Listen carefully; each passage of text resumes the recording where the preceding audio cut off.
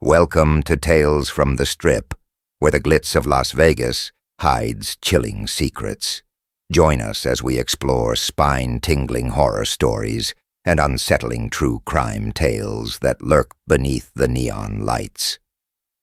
Subscribe now and prepare for a journey into the dark side of Sin City, where every story has a haunting twist. Let's dive into the darkness together. Shadows of the Strip. In the neon-soaked chaos of Las Vegas, the nights seemed endless, filled with laughter, glitz, and the distant echo of slot machines. Yet, beneath this vibrant facade lay shadows that whispered secrets too terrifying to acknowledge. As the sun dipped below the horizon, a different Las Vegas emerged, one where nightmares thrived and darkness reigned. Maria, a recent transplant from Ohio, had come to Vegas chasing a dream of stardom. Armed with ambition and an unyielding spirit, she worked as a cocktail waitress at a bustling casino on the Strip. Her days were filled with bright smiles and tips from tourists, but the nights brought a creeping unease that she couldn't shake. It started with small things.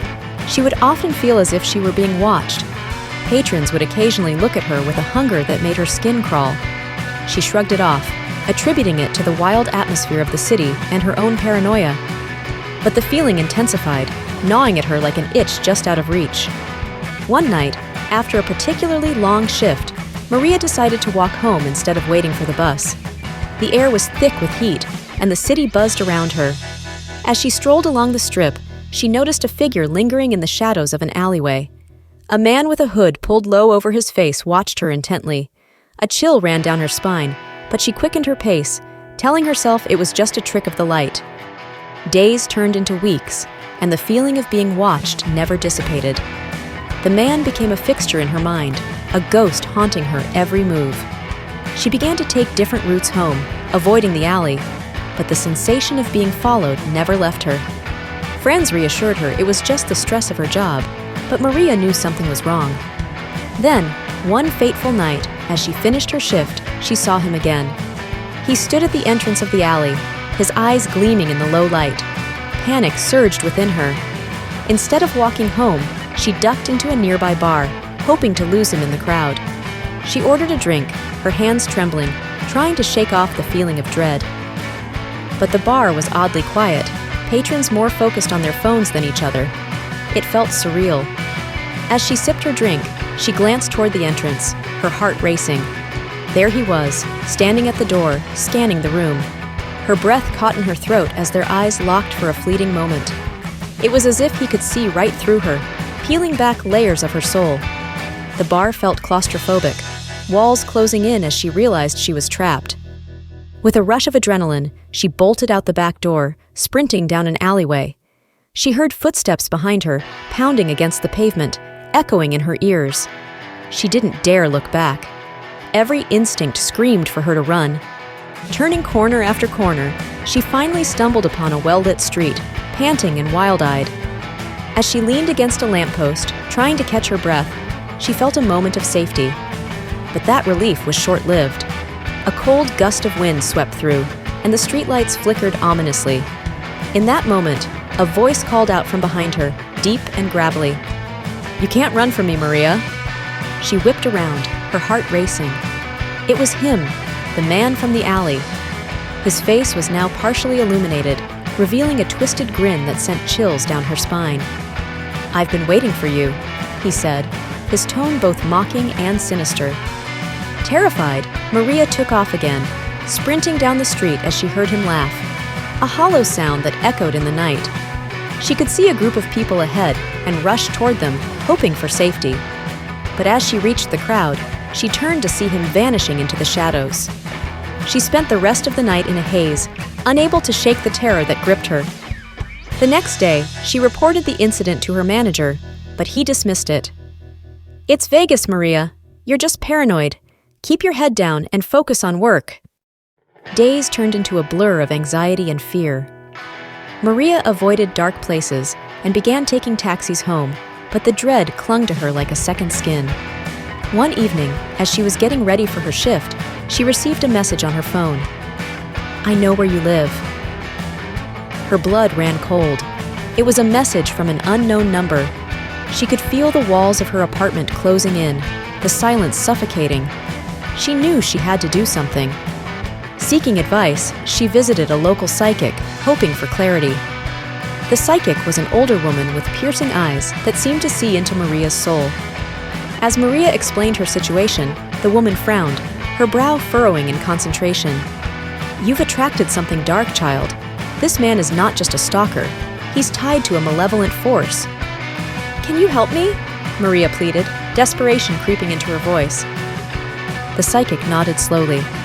"You must confront your fear, or it will consume you.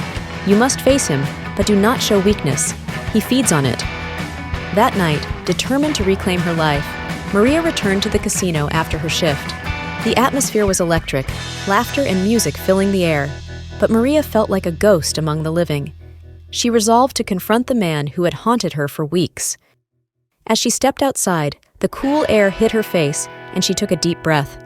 She glanced toward the alley where she had first seen him, steeling herself. She walked toward it, heart pounding, but she was ready to stand her ground. The Whispering Walls. In the heart of Las Vegas, where dreams are born and lost in a heartbeat, there stood an old hotel, forgotten by time, yet still clinging to its former glory. The Mirage had been a beacon of luxury in the 90s, but as newer, shinier attractions emerged, it became a relic, its halls echoing with stories that no one dared to tell. Jessica, a young journalist hungry for her big break, had recently moved to the city. She was fascinated by the hidden narratives that lay beneath the surface of Las Vegas, the tales of hope and despair intertwined. When she heard rumors about the Mirage being haunted, she couldn't resist the allure of uncovering its secrets. One sweltering afternoon, she checked into the hotel, armed with a recorder and her notebook. The lobby was a ghost of its former self, adorned with dusty chandeliers and faded murals depicting a grandeur that had long since faded. As she made her way to her room, she felt a chill brush against her skin, as if the hotel itself was alive, watching her every move.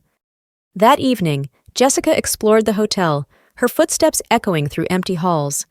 The air felt thick with a palpable tension, and she couldn't shake the feeling that she was not alone. She began her investigation by interviewing the few staff members who still worked there. They spoke in hushed tones, exchanging nervous glances when the subject of hauntings arose. "Some say they hear whispers at night," an elderly bellhop shared, his voice trembling. "And others have seen shadows moving in the corners of their eyes. It's like the hotel is remembering." Intrigued, Jessica decided to spend the night in the hotel's infamous room 217, known for its eerie occurrences. Guests claimed they heard crying and footsteps when no one was there. Armed with her camera and a flashlight, she settled in, determined to capture any paranormal activity. As the night deepened, she recorded her thoughts on her recorder. "If there are any spirits here, I invite you to communicate with me," she said, half-jokingly. The air grew colder, and an unsettling silence enveloped the room. Hours passed, and just as she was about to drift off, she heard a soft whisper. Jessica bolted upright, heart racing. "Hello?" she called out, but there was no response. The silence was deafening, punctuated only by the distant hum of the city outside. Suddenly, the lights flickered, and a shadow crossed the wall. Jessica grabbed her flashlight, directing the beam toward the source. There, at the foot of the bed, stood a figure, a woman in a vintage dress, her face pale and hollow. "Help me," the apparition whispered, her voice barely audible, yet filled with desperation. Fear gripped Jessica, but she couldn't look away. "What happened to you?" she asked, her voice shaking. The ghostly woman raised her hand, pointing toward the wall. "The truth is in the walls," she murmured, before vanishing into thin air, leaving behind an icy chill. Driven by an inexplicable urge, Jessica approached the wall where the spirit had pointed. She ran her fingers over the faded wallpaper, feeling for any irregularities. Suddenly, a loose panel shifted beneath her touch, revealing a small compartment. Heart pounding, she pried it open. Inside lay a collection of old photographs, letters, and a diary, all dating back to the hotel's prime. The diary belonged to a woman named Evelyn, a former showgirl who had mysteriously disappeared decades ago. The entries revealed a tale of love, betrayal, and ultimately, tragedy, a story that had been buried within the hotel's walls. As Jessica read the final entry, a cold gust of wind swept through the room, and she felt a presence behind her. The woman reappeared, her expression one of sorrow. "You must tell my story," she urged. "I cannot rest until the truth is known." With a renewed sense of purpose, Jessica promised to honor the spirit's request. The following morning, she gathered her findings and reached out to local news outlets, sharing Evelyn's story. The media frenzy that ensued brought attention to the hotel, turning it into a historical landmark. As Jessica's article went viral, she found herself in the spotlight, her career taking off. But she never forgot the chilling encounter in room 217 or the spirit who had guided her to uncover the truth. Months later, she returned to the Mirage, now a bustling tourist attraction with a new exhibit dedicated to Evelyn. As she walked through the hall, she felt a warmth envelop her, as if the spirit was finally at peace. Yet, as the neon lights flickered outside, a whisper echoed through the air, reminding her that some stories linger, forever etched in the shadows of Las Vegas. Thanks for joining us on this chilling journey through tales from the Strip. If you enjoyed these spine-tingling stories of horror and true crime, don't forget to hit that like button. Subscribe and turn on notifications so you never miss a tale from the shadows. Share your thoughts in the comments and stay tuned for more stories that reveal the darker side of Sin City.